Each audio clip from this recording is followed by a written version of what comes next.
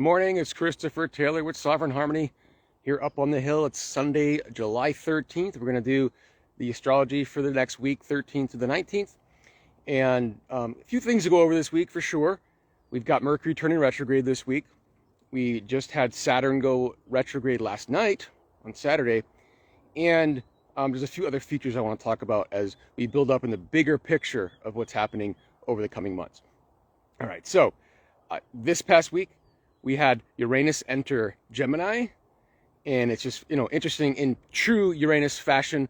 All the outer planets are entering new signs here in 2025 into 2026. And who's the last one aboard? It's Uranus entering Gemini. It's usually, it's very fitting for the energy of Uranus being the kind of, think of it as the one that's always late, one that forgets their keys, et cetera, et cetera. So very, very fitting. And as soon as Uranus entered Gemini, lots of things started happening. Like we had, within hours of it occurring on Monday, there was this, they put out the idea that, oh, it's official, there's no Epstein list and there's no clients or whatever, which just by the fact that it came out when Uranus entered Gemini, and we know that Uranus is going to go retrograde and then back into Gemini in the spring, that matter, along with any other matter that is coming to conclusion right now, is not really concluded.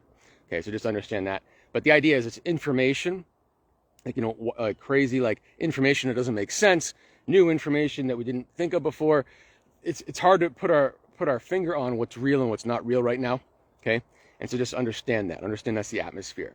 And then as we moved into, again, this past weekend here on Saturday, we had Saturn enter Aries. Go retrograde in Aries. Okay, so it entered Aries back in the spring, and now it's kind of done what it needs to do for now until 2026 when it enters Aries for the final time, and it'll stay there for a few years. And so both now Neptune and Saturn are retrograde in Aries. Again, they're in that 1 degree orb, not quite conjunct, but they will be exactly conjunct in February 2026. Okay, but we've essentially been introduced to what that means for us when it comes to self-responsibility, bringing our true essence into this life, for example. And so we've got the preview we need. Time to go back, finish what needs to be finished before we move forward in early 2026. Okay, so that's on the docket as well. Also, interesting enough, I've been mentioning this recently in my lives, which is the void of course moon. Void of course moon, the moon moves pretty quickly through the zodiac. Every 2.5 days, it's going to change signs.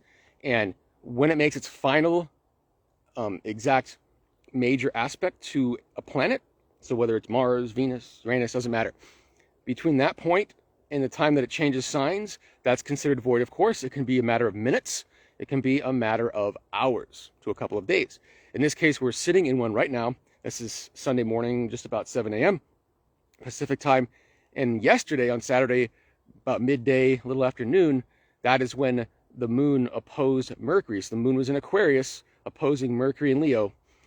And that was its final aspect. And it's been void of course ever since, and it won't enter Pisces until later today, about 4:45 p.m. Pacific.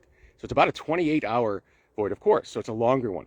And what's interesting about this one is that it's setting us up for Mercury's retrograde later in the week. Mercury won't go retrograde till Thursday night Pacific time, so Thursday into Friday, depending on where you are, and that'll go retrograde in Leo. And it's really within a degree of where it's going to turn retrograde, okay? And so the moon, by opposing it right there, it's almost like this pause, this mental pause that we're in right now.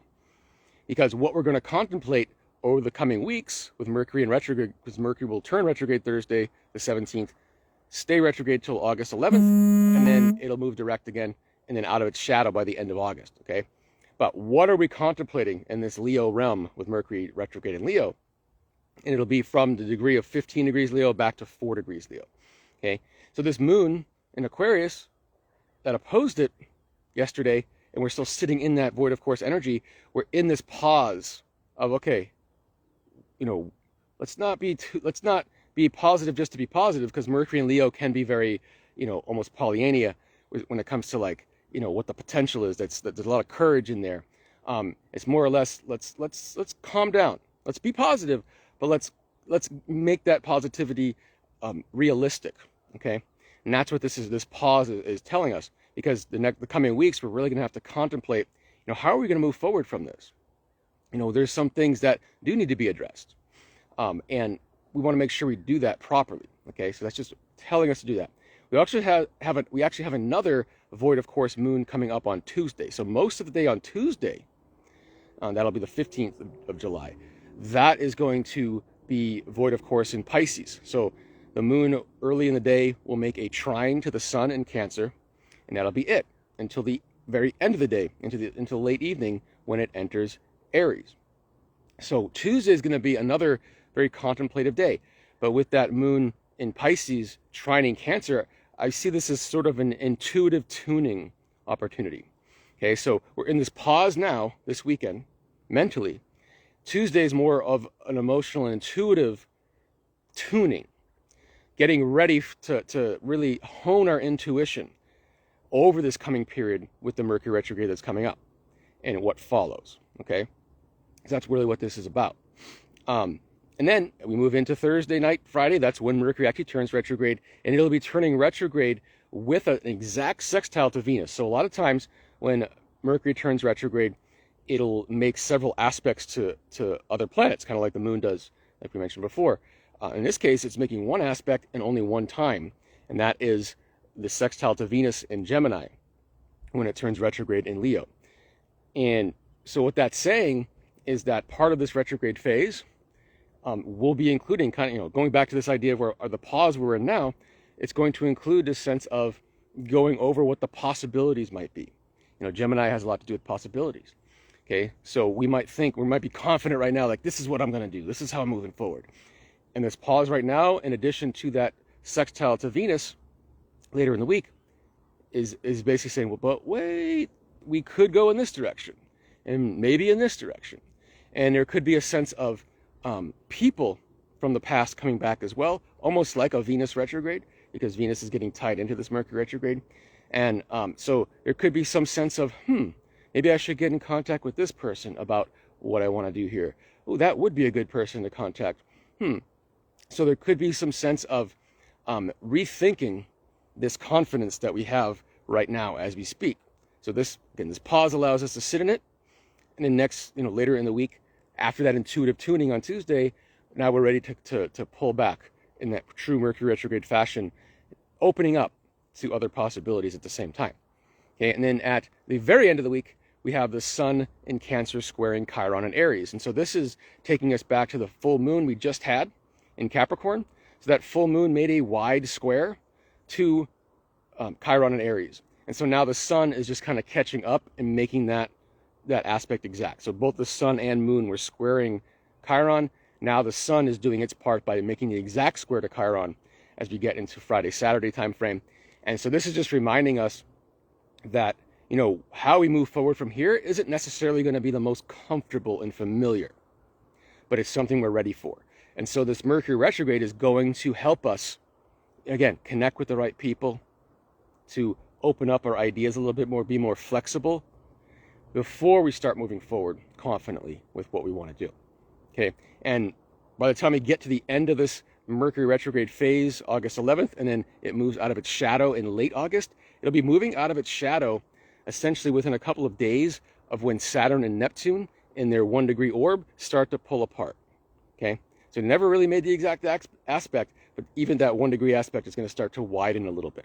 Okay, and they'll be back together again in February, but the idea is that it's going to start to widen at that point. So the end of August, as we enter into September, which is eclipse season, we're going to have some things figured out at that point.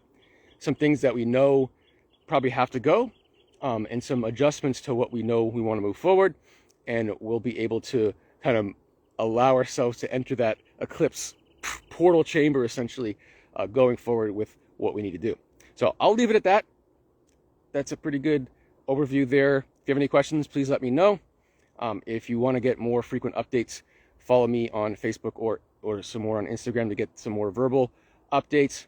And I just got this little note here on Instagram when I went live here that said that Instagram might be stopping the live feature for people with less than 1,000 followers. I do have less than 1,000 followers, unfortunately. So spread the word so that we can keep doing these, because I don't know how long this will last under 1,000. But if we can get over 1,000, that'd be great.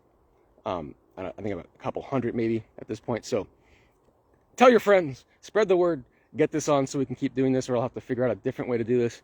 Maybe TikTok, I don't know. We'll see. I'm not a big fan of TikTok, but you got to do what you got to do. And anyway, so enjoy your week, July 13th to the 19th, and we will talk to you next week. Have a good one.